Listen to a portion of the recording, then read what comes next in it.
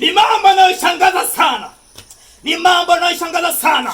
Siku moja nimekutana na kijana mmoja, anasema hakika yake, ndugu, wacha nikwambie, mimi mambo yangu, hata familia yangu ya karibu, hata watoto wangu, hata mke wangu hawawezi kuyajua. Niko na mambo ya siri kwenye maisha yangu, niko na mambo ya siri kwenye simu yangu, nimeyaficha. Hata mke nimpe simu, hata mtoto nimpe simu, mambo yangu ya siri, hakika yake hataona. Ni kwa sababu umeweka password. Okay, sikatai, lakini nataka nikwambie, liko jicho la Mungu linaloona mpaka ndani ya siri. Liko jicho la Mungu lionalo sirini. Liko jicho la Mungu ambalo lenyewe hata ukiweka password, Mungu anajua, Mungu anaona.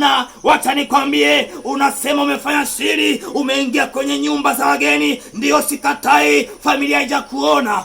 Nataka nikwambie, jicho la Mungu, kamera ya Mungu iko maeneo yote, iko kwenye yote. Umeingia kwenye nyumba ya wageni, sikatai, lakini jicho la Mungu limekuona, kamera ya Mungu imeona. Wacha nikwambie, kuna mambo ambayo na ndio maana nataka niwaambie, kuna mambo ambayo Mungu anaweza akamsaulisha mwanadamu kwa haraka sana. Mfano wa mwanadamu anapoondokewa na mtu wa karibu, anapofiwa na mtu wa karibu, ni inauma, ndio, sikatai, lakini Mungu huyu mtu humsaulisha kwa haraka zaidi, ni kwa sababu ni amefiwa. Lakini nataka nikwambie jambo moja, dhambi ya uzinzi unayoifanya kwenye maisha yako, hiyo kika nataka nikwambie, haitafutika kwenye ubongo wako. Itaendelea kukusumbua siku na siku, itaendelea kuzunguka kwenye ubongo wako. Zile kumbukumbu hazitafutika. Ni kukudhihirishia kwamba ni dhambi isiyofaa, ni dhambi ambayo inaenda kuzaa laana, inatengeneza laana kwenye maisha yako, inatengeneza laana kwenye uzao wako, inatengeneza laana mbaya sana. Na ndio maana dhambi ya uzinzi, hakika yake haifutiki katika ubongo wako. Ulienda gesti gani leo? Siku ya kwanza, kumbukumbu yake huwa haiondoki, na hiyo Mungu haisaulishi kwako, ili kukuonyesha kwamba ni dhambi mbaya, ni dhambi isiyofaa, ni dhambi ambayo inatengeneza laana kwenye maisha yako, ni dhambi ambayo inaleta laana kwenye uzao wako. Na ndio maana moja ya madhambi,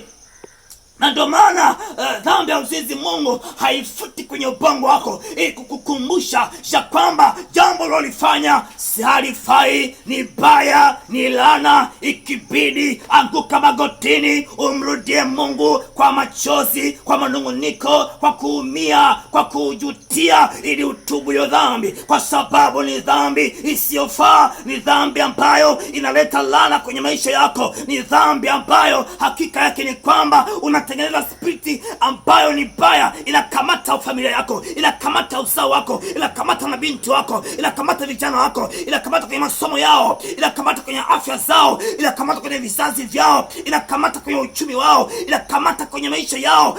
Hakika ni dhambi baya. Nikusihi ndugu yangu, acha hiyo dhambi, usije ukasema ninafanya siri.